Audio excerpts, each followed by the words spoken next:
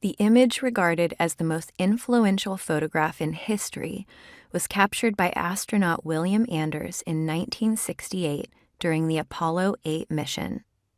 It was the first color photograph of Earth captured from space that humanity had ever seen.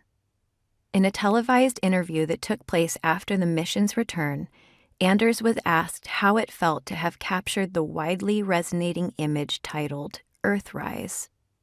He pondered thoughtfully before sharing how his first instinct was that the space program really should have sent a poet.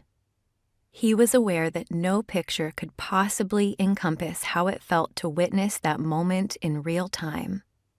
Yet he still scrambled to switch out his black and white film for a roll of color and at least attempt to preserve proof of his experience.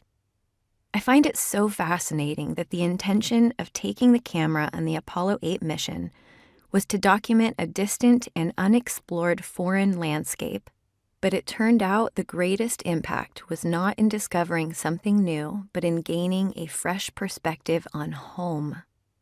The mind-blowing and compassion-inducing photograph has been credited with initiating the global environmental movement because it communicated without words how vulnerable and isolated Earth is.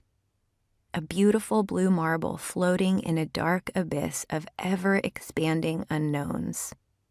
An article in the New York Times spoke about the impact of the image on our culture at the time, declaring that the mission was viewed as briefly reviving the spirits of an America stunned by rising casualties in the Vietnam War, the assassinations of the Reverend Dr. Martin Luther King Jr. and Robert F. Kennedy, and tumultuous anti-war protests and racial disturbances.